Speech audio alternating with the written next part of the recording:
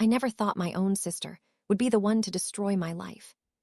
But here I am, sitting in a hotel room at 2 a.m., my phone buzzing nonstop with messages from people I haven't spoken to in years, my wife not answering my calls, and my daughter asking why mommy is crying.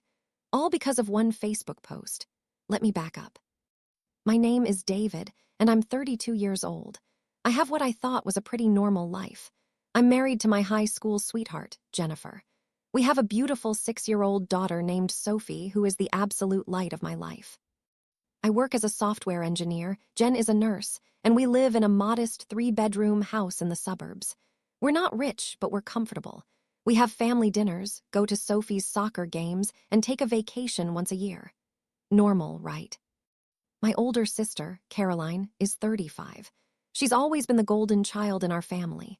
She's a successful real estate agent, married to a lawyer named Brett, and they have 2 kids of their own.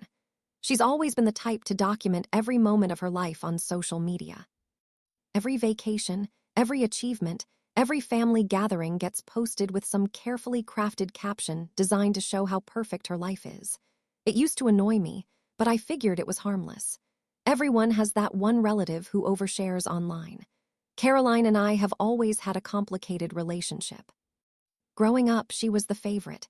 She was prettier, smarter, more athletic. She got straight A's while I struggled with C's. She was prom queen while I was the nerdy kid who spent lunch in the computer lab. Our parents never missed one of her volleyball games, but they forgot about my science fair presentation, where I won 2nd place. I'm not bitter about it anymore, or at least I thought I wasn't. I made peace with being the less impressive sibling a long time ago. But there was always this underlying competitiveness from her side that I never quite understood. I wasn't trying to compete with her. I was just trying to live my life. Yet she always seemed to need to one-up me, to remind me that she was better, more successful, more put together. When Jen and I got married, Caroline made a toast at our wedding that was basically a backhanded compliment about how even David found someone, and how she never thought this day would come. When we bought our house, she made comments about how quaint and cozy it was, right before mentioning that her house had just been valued at 3 times what we paid for ours. When Sophie was born, she brought over all of her kids' old clothes and toys, constantly reminding us that she was happy to help out since we were probably struggling financially. I tolerated all of it because she's family. Jen was less patient with her, but she put up with Caroline for my sake. We saw them at holidays and the occasional family barbecue, and that was enough. Last month, we had a family reunion at my parents' lake house. It's this annual thing we do in July, where all the extended family comes together for a long weekend. There's usually about 30 of us, cousins and aunts and uncles and grandparents, all crammed into this big old house on the water. It's chaotic but generally fun, and Sophie loves playing with all her cousins. This year felt different from the start. Caroline was even more insufferable than usual. She kept making these little comments about Jen, about our parenting, about Sophie. She said Sophie looked so different from when she was a baby. She kept asking weird questions about Sophie's features, like where she got her curly hair from since Jen and I both have straight hair. She made a comment about Sophie's eyes being such an unusual shade of green, and how interesting it was since everyone in our family has blue or brown eyes. At the time, I brushed it off as Caroline being Caroline, making observations that were meant to sound innocent, but were actually just her being nosy and vaguely insulting. Jen was more bothered by it than I was. She pulled me aside on the 2nd day and said, "Your sister keeps looking at Sophie like she's solving some kind of puzzle. It's creeping me out." I told her she was reading too much into it, that Caroline was probably just being weird as usual. I wish I had listened to her. On the last day of the reunion, Caroline asked if she could take some pictures of Sophie. She said she was putting together a family photo album and wanted to get some nice shots of all the cousins. I didn't think anything of it. Sophie ran off to play with Caroline's kids, and I saw Caroline taking pictures throughout the day. There was one moment where she specifically asked me to hold Sophie, said she wanted to get a picture of uncle and niece for her album. I thought she meant to say father and daughter, but again, I didn't think much of it. Caroline was always saying slightly wrong things and then laughing them off. I picked Sophie up. She wrapped her little arms around my neck, and Caroline snapped a few photos. Sophie was laughing because I was tickling her, and it was a sweet moment. I remember feeling happy that Caroline was making an effort to document the family, to create memories. How stupid I was. The reunion ended, we all went home, and life went back to normal. I forgot all about the photos. Sophie started first grade, Jen picked up extra shifts at the hospital, and I was working on a big project at work that had me stressed and distracted. Then, 3 weeks after the reunion, my phone exploded. It was a Tuesday evening. I was just getting home from work when I saw I had dozens of missed calls and text messages. At first, I thought something terrible had happened, that someone had died. My hands were shaking as I opened the messages. They were from high school friends I hadn't spoken to in years, old coworkers, distant relatives, even my dentist. All of them were saying things like, "I can't believe it. Is this true? We're here for you if you need anything. How could she do this to you?" I had no idea what they were talking about. Then I saw a message from my cousin Amy with a screenshot attached and the text. "David, I am so sorry. I don't know what Caroline is thinking. This is so messed up." I opened the screenshot and my blood ran cold. It was the photo from the reunion, me holding Sophie, both of us smiling at the camera. She looked so happy in my arms, her little green eyes sparkling, her curls bouncing. It should have been a beautiful photo. Instead, it was a nightmare. The caption read, "Some truths are hard to face, but family deserves honesty. This is my brother David holding his 6-year-old daughter Sophie. Or is she?" After noticing some inconsistencies, I did some digging. Turns out Sophie's real father is David's best friend, Marcus. Jennifer's affair has been hidden for 7 years. My poor brother has been raising another man's child, and he doesn't even know it. I couldn't stay silent anymore. The truth needs to come out. Family first, truth matters, DNA don't lie. I read it 3 times before the words actually processed in my brain. Then I threw up. Right there in my driveway, I bent over and vomited into the bushes. This couldn't be real. This couldn't be happening. Sophie was my daughter. I was there when she was born. I cut the umbilical cord. I was the first person to hold her. I'd been there for every milestone, every scraped knee, every bedtime story. She was mine. And Marcus was my best friend since college. He'd been the best man at my wedding. He was Sophie's godfather. He and his wife, Emily, had dinner with us twice a month. Our kids had playdates. The idea that he and Jennifer, that they would. I couldn't even complete the thought. I called Caroline immediately. She didn't answer. I called again and again. Finally, she texted back, "I know you're upset, but you needed to know. I have proof. Call me when you're ready to talk." Proof? What proof? I stumbled into the house. Jennifer was in the kitchen making dinner, and Sophie was at the table coloring. They both looked up at me with smiles that turned to concern when they saw my face. "David, what's wrong? You look awful," Jennifer said, moving toward me. I couldn't speak. I just held up my phone, showing her the screenshot. The color drained from her face. Her hand flew to her mouth.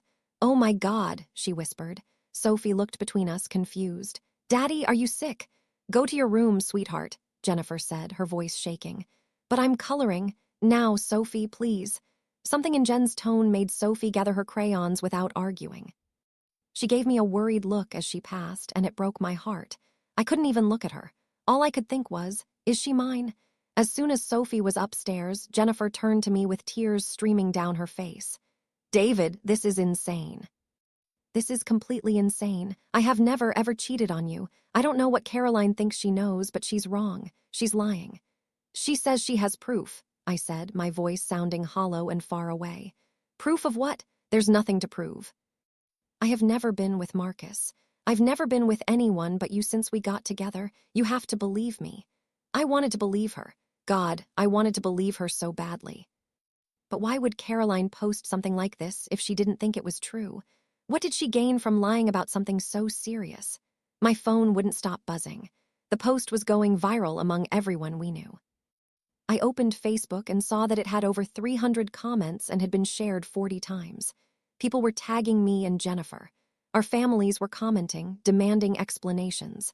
Marcus's wife Emily had commented, "What the fuck is this, Caroline?" I called Marcus. He answered on the first ring. "David, man, I just saw, this is fucking crazy. I don't know what your sister's problem is, but I swear to God, I have never touched Jennifer. Never. This is bullshit. He sounded genuinely shocked and angry. In the background, I could hear Emily yelling something. Caroline says she has proof, I repeated like a broken record. Proof of what? A crime that never happened. David, you know me. You know I would never do this to you. And you know Jen, she loves you. She would never. I hung up. I couldn't listen anymore. I couldn't think straight. Jennifer was sobbing now, trying to grab my hands, begging me to look at her. David, please, please, you have to believe me. This is insane. Why would Caroline do this? I don't know, I said. I don't know anything anymore. I called Caroline again. This time she answered. David, she started, her voice dripping with fake sympathy. What the fuck did you do? I shouted. What the fuck is this? I know you're upset. Upset. You just told the entire world that my daughter isn't mine and that my wife cheated on me. You did this publicly on Facebook for everyone to see. You weren't going to believe me if I told you privately, she said calmly. You're too trusting. You would have let them gaslight you. I needed to force the truth out. What truth? What proof do you have? There was a pause. I hired a private investigator. My heart stopped. You what? After the reunion, I couldn't shake the feeling that something was off about Sophie. She looks nothing like you, David. Nothing. So I hired a PI to look into Jennifer's past, and he found evidence of an affair with Marcus around the time Sophie would have been conceived. What evidence? Hotel records, credit card statements. They were meeting up regularly 7 years ago. The room was spinning. That doesn't make sense. Jennifer and I were together every day back then. We were planning our wedding, and then she got pregnant right after we got married. Did you ever actually check the dates? Did you ever question whether the pregnancy timeline made sense? I hadn't. Why would I? We'd been trying for a baby. When Jennifer told me she was pregnant, I was thrilled. We'd just gotten married. It was perfect timing. I need to see this evidence, I said. I'll send it to you. David, I know this is hard, but I did this for you. You deserve to know the truth. She hung up. A minute later, my email pinged. There was a message from Caroline with a PDF attachment labeled Investigation Report. Jennifer was pulling at my arm. David, don't look at whatever she sent you. It's fake. It has to be fake. Please just look at me.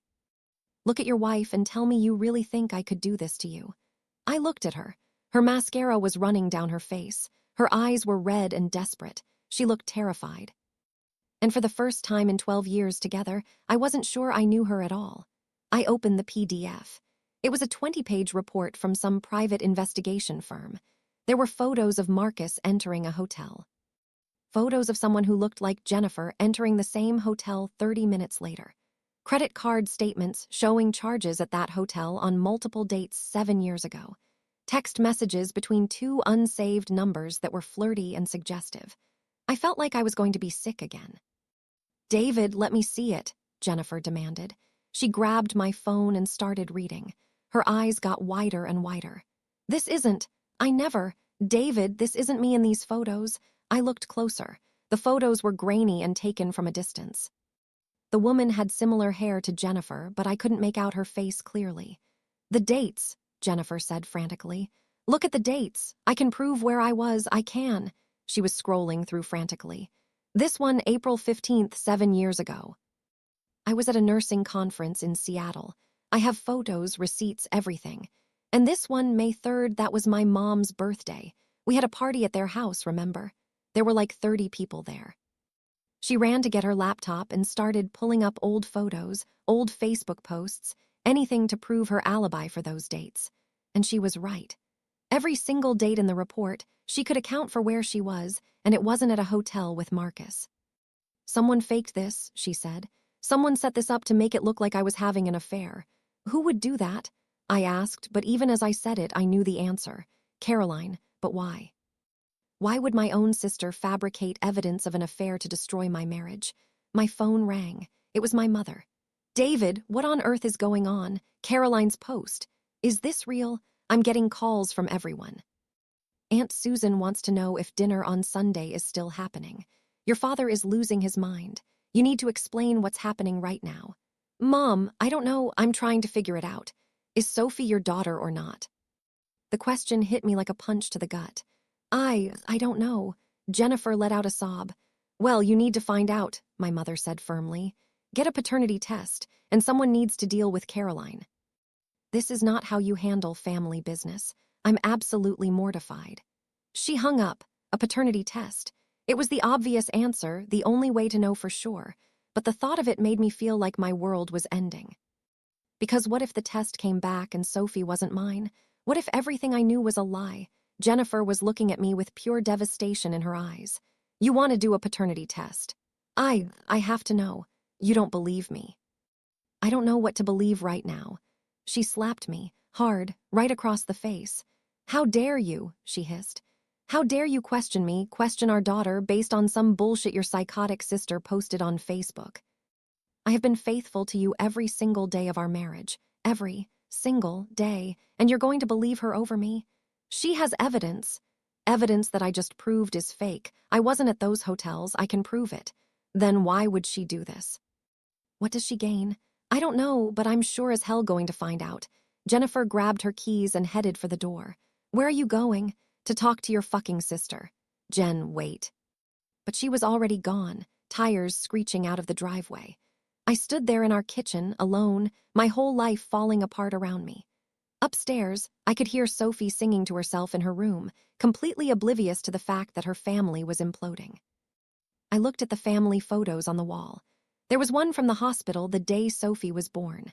Jennifer exhausted but glowing, me holding our tiny daughter with tears running down my face. There was Sophie's first birthday, her first day of kindergarten, last Christmas morning. In every photo, we looked happy. We looked like a family. Was any of it real? I sat down at the kitchen table and put my head in my hands. My phone was still exploding with notifications. The post had been shared over 100 times now. People were choosing sides in the comments. Some were defending Jennifer, calling Caroline's post inappropriate and unsubstantiated. Others were saying there's no smoke without fire, that I deserved to know the truth, that Caroline was brave for speaking up. I saw a comment from Jennifer's sister. Caroline, you are a vindictive, lying bitch, and I hope you choke on your fake concern. I saw a comment from my uncle. If this is true, Jennifer should be ashamed. That poor man. I saw a comment from a former coworker. This is why I don't trust women. Everyone had an opinion. Everyone was dissecting my life, my marriage, my daughter's parentage like it was entertainment. Like we were characters in a TV show and not real people whose lives were being destroyed. I heard footsteps on the stairs. Sophie appeared in the doorway, clutching her favorite stuffed rabbit. Daddy, why did Mommy leave? She seemed mad. I tried to compose my face to not let her see how broken I was. She just had to run an errand, sweetheart. Are you and Mommy fighting? No, baby, everything's fine. She walked over and climbed into my lap, something she was getting almost too big for but still did when she was worried. She put her small hand on my cheek. You look sad, she said. I hugged her tight, breathing in the smell of her strawberry shampoo. This little person who I had loved more than life itself from the moment she existed. How could she not be mine?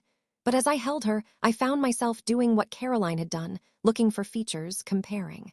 Sophie had green eyes. Mine were blue, Jennifer's were brown. Sophie had curly hair. Neither Jen nor I did. Sophie was petite and delicate. I'd been a chubby kid and Jen was tall and athletic. Marcus had green eyes. Marcus had wavy hair that would probably curl if he grew it out. Marcus was lean and slender. No, I wasn't going to do this. Genetics were complicated. Kids didn't always look like their parents. Sophie looked like herself and she was perfect and she was mine, except now I wasn't sure. I love you, Soph, I whispered into her hair. I love you too, Daddy. My phone rang again. It was Jennifer.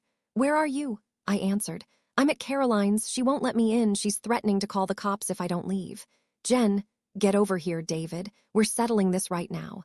She hung up. I looked down at Sophie. How would you like to go to Uncle Brett and Aunt Caroline's house? Her face lit up.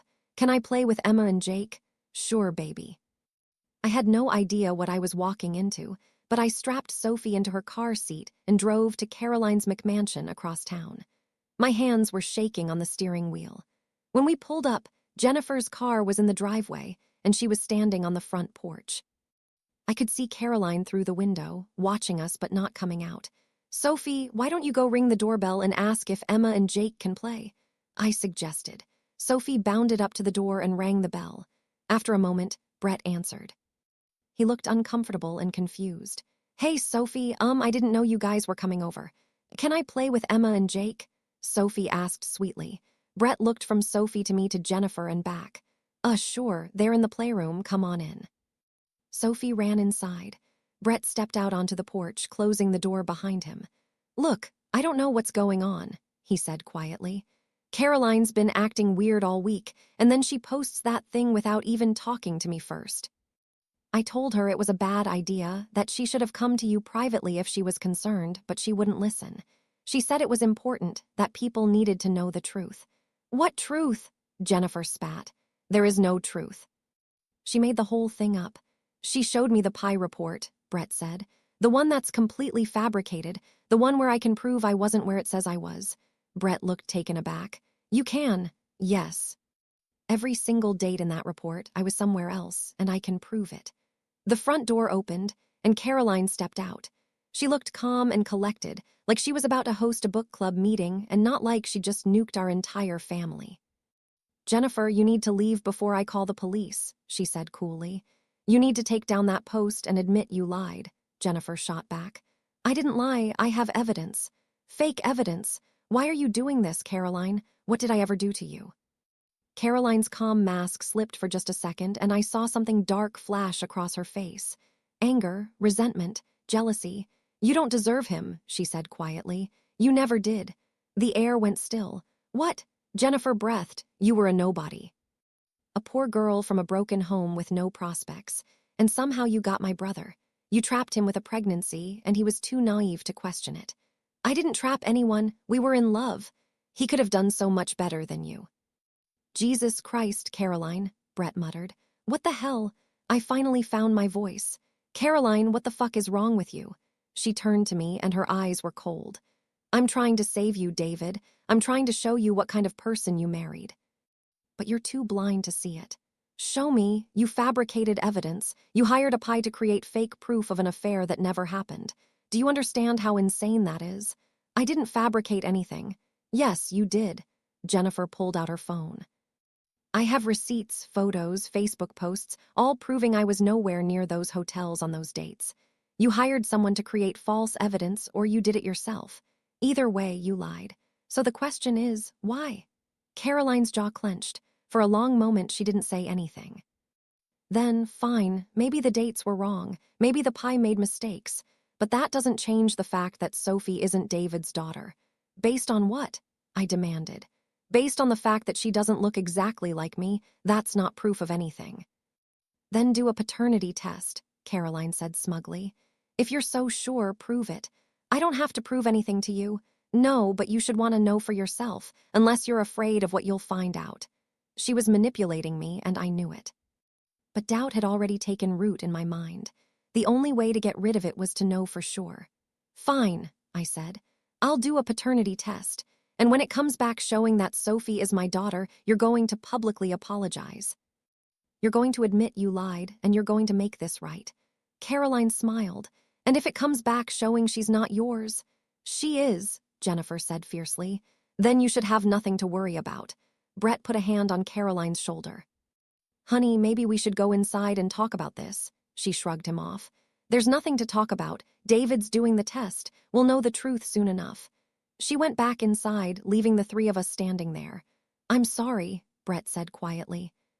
I don't know what's gotten into her. This isn't like her. Yes, it is, Jennifer said bitterly. She's always been a controlling, jealous bitch. She just hid it better before. We collected Sophie and left. She chattered happily about playing dollhouse with Emma the whole drive home, completely unaware of the tension in the car. That night, after Sophie was in bed, Jennifer and I sat in the living room in silence. The Facebook post was still up, still being shared and commented on. Our phones hadn't stopped buzzing all evening. I can't believe you're actually going to do the test, Jennifer said finally. I have to. It's the only way to end this. The fact that you think you have to means you don't trust me. It's not about trust. It's entirely about trust. If you trusted me, if you believed me when I said I've never cheated on you, you wouldn't need a test. Caroline planted doubt. I hate that she did, but it's there now, and the only way to get rid of it is to have proof. Jennifer laughed bitterly. Proof? You want scientific proof that I'm not a cheater, that your daughter is actually your daughter. Do you have any idea how fucked up that is? What do you want me to do? Just ignore this. I want you to believe your wife over your psychotic sister. I'm trying. No, you're not. You're giving her exactly what she wants. She planted this seed of doubt and you're watering it. So what's your solution? We just pretend this didn't happen. Everyone we know thinks you had an affair. They think Sophie might not be mine. This is our life now unless we prove otherwise. She was quiet for a long time. Then she said, Fine, do the test. But know this, when it comes back showing you're Sophie's father, I'm not going to forget that you doubted me. I'm not going to forget that you believed her lies. Our marriage will never be the same. She went upstairs, leaving me alone. I ordered a paternity test online that night. It would arrive in 2 days. In the meantime, I had to figure out how to explain to our 6-year-old daughter why we needed to swab the inside of her cheek. The next day at work was hell. Everyone had seen the post. Some coworkers offered sympathetic looks. Others whispered when I walked by.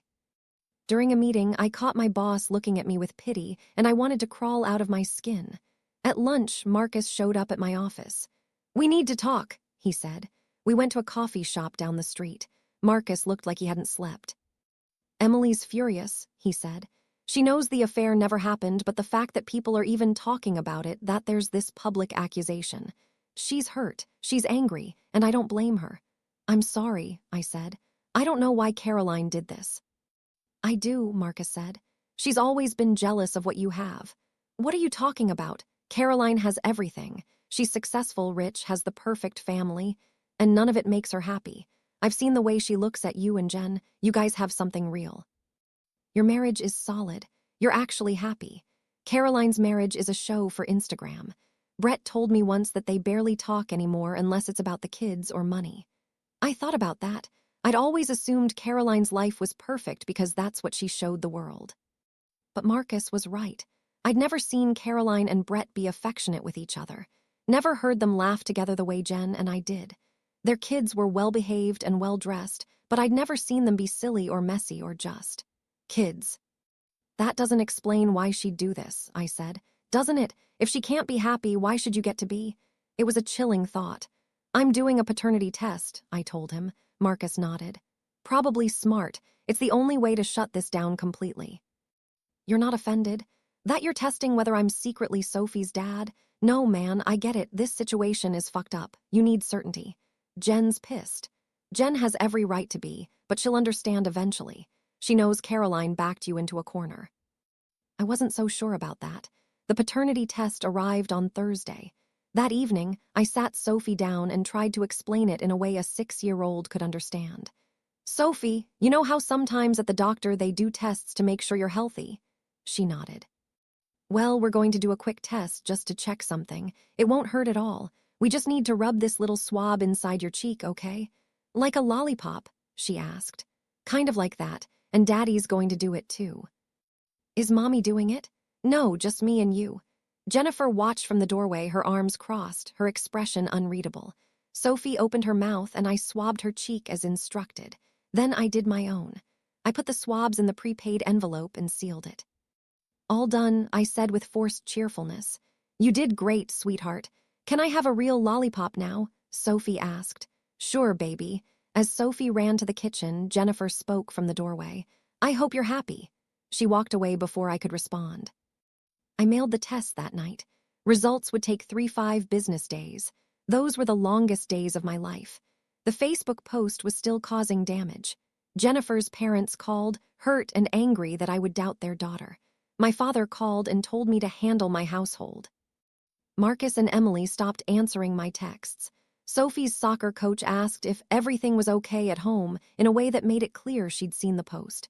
And Caroline? Caroline kept posting. She shared articles about paternity fraud. She posted memes about trusting your gut. She went live on Facebook talking about family loyalty and uncomfortable truths. She never mentioned the situation directly, but it was obvious what she was referring to. Jennifer moved into the guest room. We barely spoke. The tension in the house was suffocating. Sophie kept asking why Mommy and Daddy were acting weird, and we kept lying and saying everything was fine. On Tuesday, 6 days after I'd mailed the test, I got an email notification. The results were ready. I was at work when I saw it. My hands shook so badly I could barely hold my phone. I went into the bathroom, locked myself in a stall, and logged into the testing website. There was a PDF labeled paternity test results. I took a deep breath and opened it. I had to read it 3 times before the words sank in. Probability of paternity, 0%. The tested individual is excluded as the biological father. Sophie wasn't mine. The phone slipped from my hands and clattered on the tile floor. I couldn't breathe. The walls were closing in. Everything was spinning. This wasn't possible. This couldn't be real. But there it was in black and white. Scientific proof that the little girl I'd raised for 6 years, the child I loved more than my own life, wasn't biologically mine, which meant Jennifer had lied. She'd cheated. Everything she'd said was a lie. I don't know how long I sat in that bathroom stall. Someone came in at one point, and I held my breath until they left. Eventually, I picked up my phone, forwarded the results to my email so I'd have them, and walked out. I told my boss I was sick and needed to go home. I drove in a daze, running a red light and nearly causing an accident. The other driver honked and flipped me off, and I barely noticed. When I got home, Jennifer's car was there. She was sitting at the kitchen table with her laptop, probably looking for jobs since the hospital had been giving her weird looks too. She looked up when I walked in. "You're home early." I just stood there staring at her. "David, what's wrong?" I pulled out my phone and opened the results. I handed it to her without a word. I watched her face as she read, watched the confusion, then the shock, then the horror. This can't be right," she whispered. "It's right. No. No, there's been a mistake. The lab made a mistake, or the samples got mixed up, or—" "Stop lying to me," I shouted. "Just stop. I know the truth now. Caroline was right. You cheated on me and Sophie isn't mine." "I didn't cheat on you." "David, I swear to God." "Then how do you explain that?" I pointed at the phone. "How do you explain scientific proof that I'm not her father?" "I don't know, but there has to be an explanation because I have never been with anyone else." "You're still lying. Even with the proof right in front of you, you're still lying to my face." Jennifer started crying. "I'm not lying. Please, you have to believe me. Something is wrong. Something is very wrong. But I did not cheat on you. I could never." "Get out," I said quietly. "What?" "Get out of my house, pack your things and leave." "David, please, get out." She flinched. I'd never yelled at her like that before. "What about Sophie?" she asked quietly. "Sophie. God, Sophie, my little girl who wasn't actually mine." The thought made me want to die. "I'll tell her you had to go on a trip or something. I don't know. I can't think about that right now. You can't keep me from my daughter. Your daughter. Not mine. Never mine, apparently. She loves you. You're her father in every way that matters.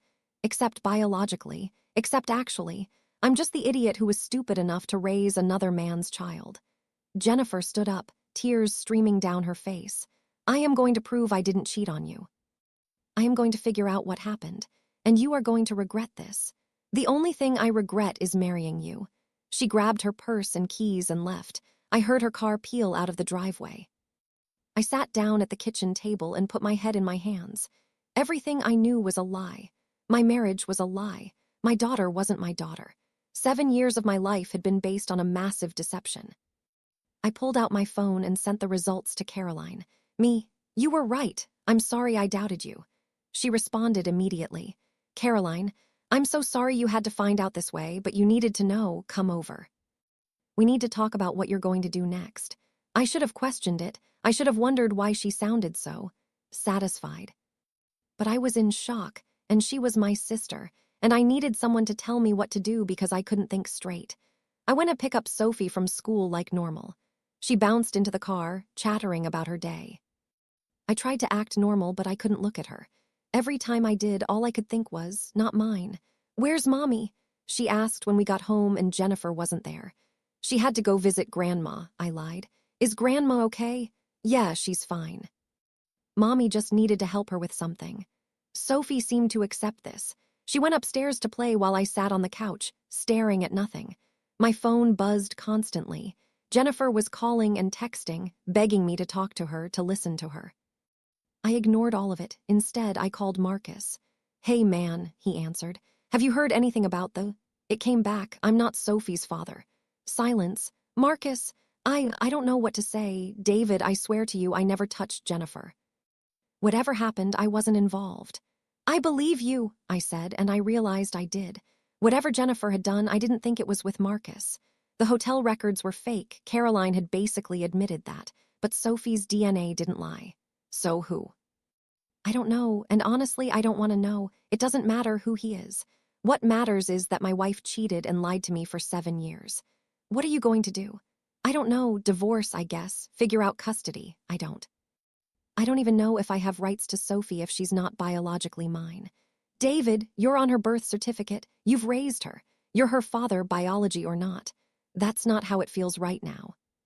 We talked for a few more minutes before hanging up. Then I called a divorce lawyer. The next few days were a blur. I filed for divorce.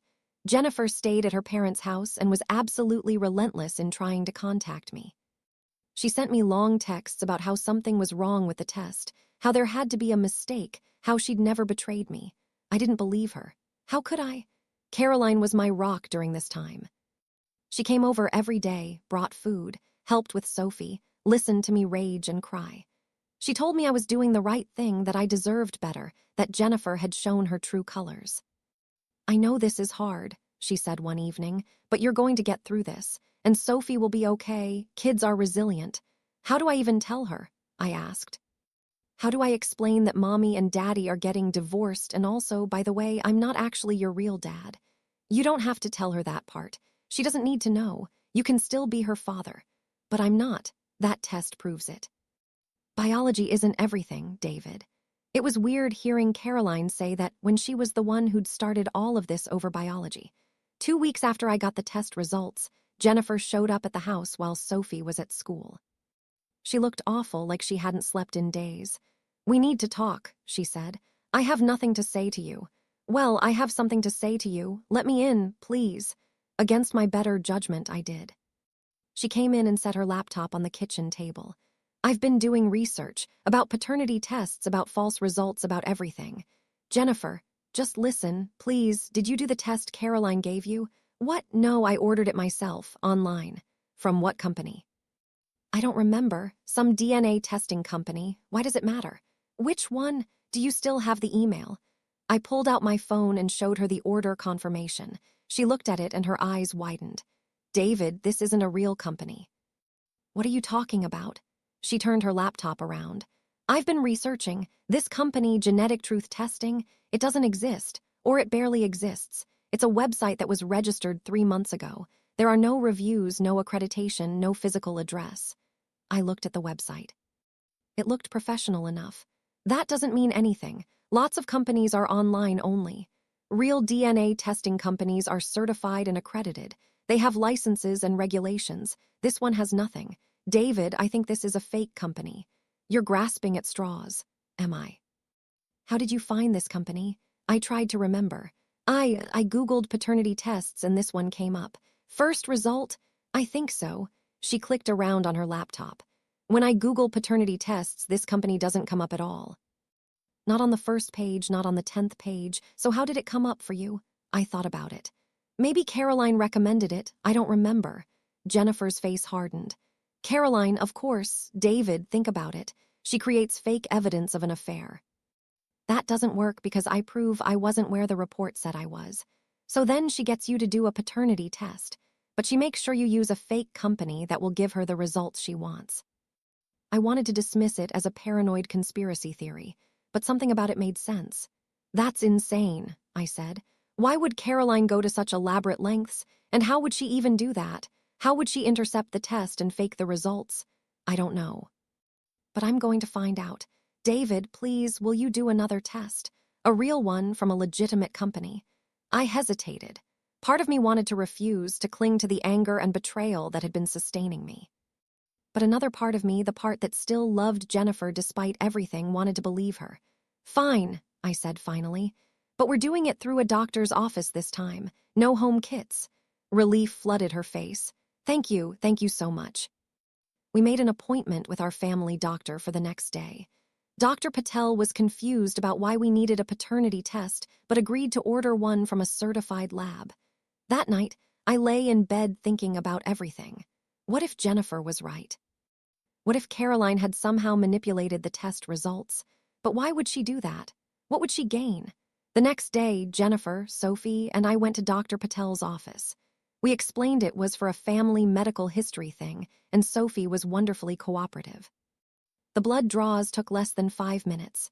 Results should be back in about a week, Dr. Patel said. That week was torture. I'd put the divorce on hold, which confused my lawyer. Jennifer moved back into the guest room, and we existed in this weird limbo state. Caroline kept asking about the divorce proceedings. It's complicated, I told her. There are logistics to figure out. You're not backing down, are you? She asked sharply. No, I just need time. David, don't let her manipulate you. She cheated, she lied. The test proved it. I know, but doubt was creeping back in. Finally, Dr. Patel's office called. The results were in. Jennifer and I drove there together in silence. My hands were sweating. This was it. This would tell us the truth once and for all. Doctor. Patel pulled up the results on her computer. She smiled. Well, the results are clear. David, you are Sophie's biological father. 99% probability. Congratulations. The room spun. What? I breathed. You're her father, is that? Is that not what you expected? Jennifer burst into tears. I told you I didn't cheat. I told you. I couldn't speak. I couldn't process this. The first test said I wasn't her father. This one said I was. Which one was real? There must be a mistake, I said, Doctor. Patel looked confused. There's no mistake. These results are very clear. David, you're definitely Sophie's biological father. Was there some reason to think otherwise? Jennifer showed her the results from the first test. Dr. Patel's expression grew serious. This is not from a legitimate testing company. I've never heard of genetic truth testing. These results are very likely fraudulent. How is that possible? I asked. Unfortunately, there are scam companies out there, or someone could have created fake documents. But I can assure you, the test we did is from a certified, accredited lab. These results are accurate. I sat there, the truth washing over me. Sophie was mine. She'd always been mine. Jennifer had never cheated, and Caroline had deliberately tried to destroy my marriage with fake test results. I need to make a phone call, I said, standing up. I walked outside and called Caroline. Hey, how are you holding up? She answered, her voice dripping with fake concern. The test came back, I said flatly. Oh, David, I'm so sorry. I know this is hard. It came back positive. I'm Sophie's father. Silence. That's not possible. The first test was fake. You gave me a fake testing company. You falsified the results. I did no such thing. Yes, you did. We had a real test done through Dr. Patel. Sophie is mine. Which means you fabricated evidence, created a fake company, or paid someone to create fake results and tried to destroy my family. Why, Caroline, why would you do this? More silence. Then quietly, you weren't supposed to retest. The admission hung in the air.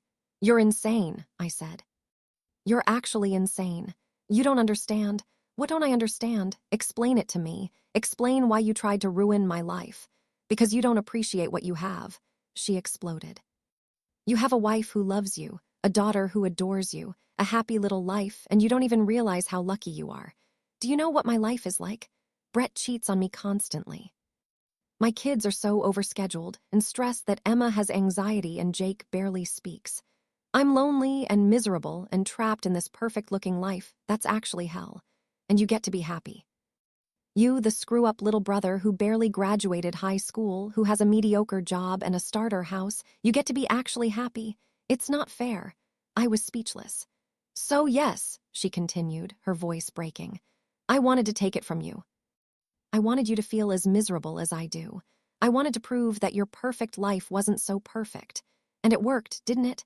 Even if just for a little while I made you doubt everything. I made you feel what I feel every day. You're sick, I said. You need help. Don't you dare judge me, I hung up. I walked back inside where Jennifer was still talking to Dr. Patel. When she saw my face, she knew. It was her, she said. It was her. We thanked Dr. Patel and went home. On the drive, Jennifer was quiet. I'm sorry, I said finally. I'm so sorry. I should have believed you. I should have trusted you. Yes, you should have. I know, and I understand if you can't forgive me. I accused you of horrible things. I threw you out. I filed for divorce. Shut up, she said. What? I said shut up. David, you were manipulated by someone you trusted. Your own sister created an elaborate scheme to make you think I was unfaithful.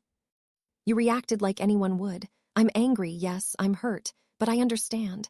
And more than that, I love you, I love our family, and I'm not going to let Caroline destroy that. I pulled over and kissed her. She kissed me back. What do we do now? I asked. Now we go home to our daughter. We put our family back together, and then we deal with your sister. Dealing with Caroline turned out to be complicated. I wanted to go to the police to press charges for fraud or defamation or something. But our lawyer said it would be difficult to prove, and that family court cases were messy and expensive. What you can do, she advised, is demand a public retraction, and if she refuses, you can sue her for defamation. So that's what we did. I sent Caroline a legal letter demanding she publicly admit that the affair never happened, that the test results were falsified, and that Jennifer had never been unfaithful. She refused. If I do that, everyone will know what I did, she said when I called her. My reputation will be ruined. You should have thought about that before you tried to ruin mine. David, please, I'm sorry. I was having a breakdown. I wasn't thinking clearly, but I can't publicly admit to this. Brett will divorce me. I'll lose my clients. My life will be over. And you didn't care when you thought mine would be. I'm your sister, please. You stopped being my sister when you did this. I hung up and filed the lawsuit. It took 4 months to go through the legal process. During that time, the truth started coming out. People who'd believed Caroline's initial post started questioning it when they noticed the test results I shared were from a real lab and contradicted the story. Jennifer's friends rallied around her, sharing posts defending her character. Marcus and Emily were supportive, though Emily admitted the whole situation had damaged their friendship with Caroline beyond repair. My parents were in denial at first. They couldn't believe Caroline would do something so malicious. But when presented with the evidence, the fake company, the real test results, Caroline's own admission to me on the phone, they had to accept it. I don't understand where we went wrong with her, my mother said, crying. Eventually, Caroline's lawyer advised her to settle. She agreed to post a public apology and retraction, admitting that she had falsely accused Jennifer of infidelity and that all her claims were baseless. The post went up, and it was satisfying to see, but it didn't undo the damage. Jennifer still got weird looks sometimes. People still whispered. The trust in our community had been broken, but our marriage survived. Jennifer and I went to therapy, worked through the betrayal and mistrust, and came out stronger. Sophie, thankfully, was young enough that the whole situation mostly went over her head. As far as she knew, Mommy went to visit Grandma for a few weeks, and now everything was back to normal. I cut Caroline out of my life completely. She sent birthday cards to Sophie that I threw away. She showed up at my parents' house during holidays, and I left if she was there. My parents tried to mediate, to heal the rift, but I refused. What she did was unforgivable, I told them. She tried to destroy my family because she was unhappy with her own life. I want nothing to do with her. A year later, I heard through my parents that Caroline and Brett were getting divorced. Apparently, everything she'd said about him cheating was true. She was losing the house, and most of her clients had left her after the scandal. Part of me felt vindicated. Most of me just felt sad, not for her but for her kids who were innocent victims in all of this. Jennifer was more gracious than I was. She's clearly a deeply unhappy person, she said. I hope she gets the help she needs. I hope so too, I guess, but I don't care enough to find out. It's been 2 years now since all of this happened. Sophie is 8 and thriving. Jennifer and I are stronger than ever. We've moved past it, though we're both more cautious about who we trust and what we share publicly. I still have nightmares sometimes about those days when I thought Sophie wasn't mine, when I thought my whole life was a lie. The fear, the anger, the heartbreak. But then I wake up, and Jennifer is beside me, and I can hear Sophie singing to herself in her room, and I remember that it was all fake. My family is real. My life is real, and I'm one of the lucky ones. Caroline tried to break us, but all she did was make us stronger. And in a weird way, I'm grateful.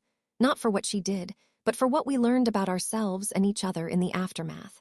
We learned that our love could survive the worst kind of betrayal. We learned that we could fight for each other and come out on the other side.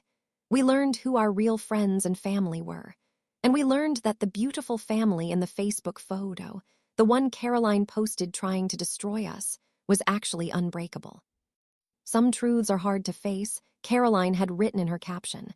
She was right about that. The truth was hard to face.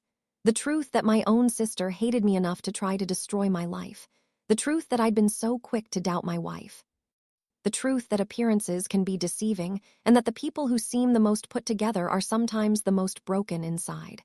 But we faced those truths, and we survived. That's more than Caroline can say. Sometimes, late at night, I think about calling her. Asking her if it was worth it. If ruining our relationship and her own reputation was worth those brief few weeks where she got to watch me suffer. But I never make the call, because I know the answer wouldn't satisfy me. Nothing she could say would make sense of what she did. So instead, I focus on my family, on Sophie's soccer games and Jennifer's nursing stories and our quiet weeknight dinners, on the real, messy, imperfect life we've built together.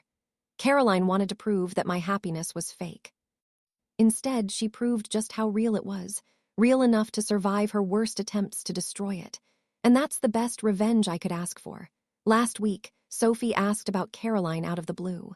Why don't we see Aunt Caroline anymore? I exchanged a look with Jennifer. We'd agreed to be honest with Sophie when she was old enough to understand, but we didn't think she was there yet. Aunt Caroline did some things that hurt our family, Jennifer said carefully, so we don't spend time with her right now. Did she say sorry? Sophie asked. In a way, I said, and you didn't forgive her. Out of the mouths of babes. It's complicated, sweetheart, I told her. Sometimes adults do things that are hard to forgive. Sophie thought about this. Then she said, you always tell me I have to forgive people when they say sorry. She was right. We did tell her that. You're right, I admitted.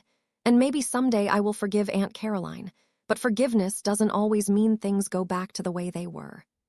Sometimes people break trust in a way that can't be fixed. Sophie seemed to accept this and went back to her coloring, but her question stuck with me. Should I forgive Caroline? Could I?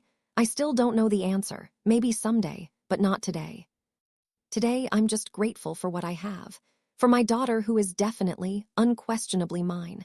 For my wife who stood by me even when I didn't stand by her. For the second chance we gave our marriage. Caroline tried to write our ending. But she forgot that she was never the author of our story.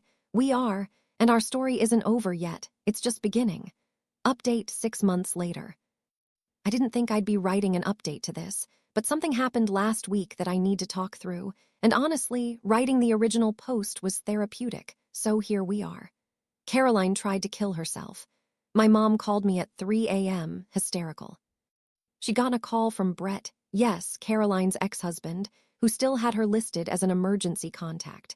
Caroline had taken a bottle of pills and was in the ICU.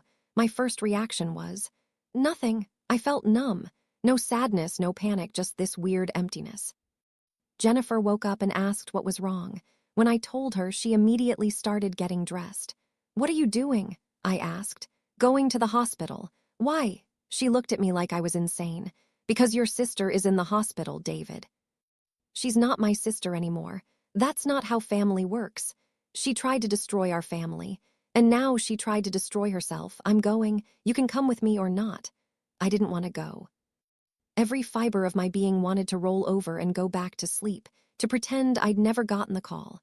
But I got dressed and went. When we got to the hospital, my parents were there, and Brett and Caroline's kids. The kids were with Brett's mother in the waiting room. They looked scared and confused, and my heart broke for them despite everything. My mother grabbed me the second she saw me. She's going to be okay. They pumped her stomach. She's going to be okay. I didn't know what to say. This is your fault, my father said suddenly. Excuse me. You cut her off. You wouldn't forgive her. You sued her. You destroyed her life, and now she's in there fighting for hers. Jennifer stepped between us. That is completely unfair, and you know it. She made a mistake. She fabricated evidence. She falsified medical records. She tried to destroy your son's marriage, and you're blaming him. She's my daughter, and I'm your son, I shouted. Where was this energy when she was lying about me? Where was this defense when she was posting about how I was raising another man's child? You didn't defend me. You told me to handle my household. But now, when she's facing consequences for her actions, suddenly I'm the villain? My father's mouth opened and closed. He had no response. A doctor came out. Caroline was stable. She was awake. She was asking for me. "She wants to see you," the doctor said. "I don't want to see her." "David," my mother pleaded. Jennifer squeezed my hand. "You should go. You'll regret it if you don't." I didn't want to, but I went. Caroline looked small in the hospital bed. Her usually perfect hair was limp and messy. Without makeup, I could see how much she'd aged in the past 2 years. She looked exhausted and broken and so sad. "You came," she said when she saw me. Her voice was hoarse. "Mom called. I didn't think you would." I stood by the door, not coming closer. "Why did you do it? Which part? The pills or everything else?" "Both." She was quiet for a long time. "I did everything right, you know. I got good grades, went to good college, married the right guy, had the perfect career. I followed all the rules, and I was miserable. And then there was you. You barely graduated. You married a girl from the wrong side of the tracks. You have a tiny house and a boring job, and you were happy, genuinely happy, and I couldn't stand it. So you tried to ruin it. I wanted you to hurt like I was hurting. I wanted you to see that happiness is a lie, that we're all just pretending. But I wasn't pretending. My happiness was real. I know that now. I destroyed your life for a few weeks, but you put it back together. And me, I ruined everything. My marriage ended. My career is gone. My own parents look at me with disappointment. My kids barely speak to me. I have nothing left, and it's all my fault. Yes, it is. She started crying. I'm so sorry, David. I know you don't believe me, but I am. I wish I could take it all back. I wish I just dealt with my own problems instead of trying to create them for you. I wanted to stay angry. I wanted to hold on to my righteous fury and walk out of that room and never look back. But I couldn't, because despite everything, this broken woman in the hospital bed was still my sister. We'd shared a childhood. We'd built blanket forts and fought over the TV remote and survived our parents' arguments. Before she became the person who hurt me, she'd been the person who taught me to ride a bike. I don't forgive you, I said. I'm not ready to forgive you. But I don't want you to die. That's more than I deserve. Yeah, it is. I started to leave, then turned back. Caroline, you need real help. Not just for the suicide attempt, but for whatever made you think destroying my life would fix yours. Promise me you'll actually get therapy, real therapy. I promise. I don't know if she'll keep that promise, but I left the hospital feeling lighter somehow. In the car, Jennifer asked if I was okay. I don't know, I admitted. I'm angry that my parents blamed me. I'm sad for Caroline's kids. I'm confused about what I'm supposed to feel for Caroline. I don't know. You don't have to know right now. She was right. It's been a week since then. Caroline is in an inpatient psychiatric facility. My parents and I had it out. I told them exactly how their favoritism growing up contributed to both Caroline's issues and my reluctance to forgive her. It was ugly, but necessary. We're working on our relationship. Brett called to apologize for my dad's comment and to thank me for visiting Caroline. He said it meant a lot to her. And Sophie, oblivious to all the drama, lost her first tooth and is convinced the tooth fairy is going to bring her a puppy despite us repeatedly explaining that's not how it works. Life goes on. I still don't know if I'll ever have a relationship with Caroline again. Maybe once she's done with treatment and has done the work to become a healthier person. Maybe never. I'm okay with not knowing. What I do know is that I'm done letting her actions define my life. For 2 years, I've been living in the shadow of what she did. I've been suspicious and guarded and angry. I'm ready to let that go. Not for her, for me, for my family. So this is my final update. I'm closing this chapter. Caroline's story is hers to write now. Mine is moving forward. If there's anything I've learned from this whole nightmare, it's that family is complicated. Blood doesn't guarantee loyalty. Love doesn't prevent hurt. And forgiveness doesn't mean forgetting. But it also means that we're resilient, that we can survive the worst betrayals and come out stronger. That happiness isn't a lie, even when people try to convince us it is. My sister tried to prove that my perfect family was a facade. Instead, she proved that even when broken, we could put ourselves back together. And that's the real truth worth facing.